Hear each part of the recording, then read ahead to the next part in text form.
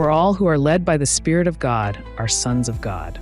For God said to Moses, I will show mercy to anyone I choose, and I will show compassion to anyone I choose.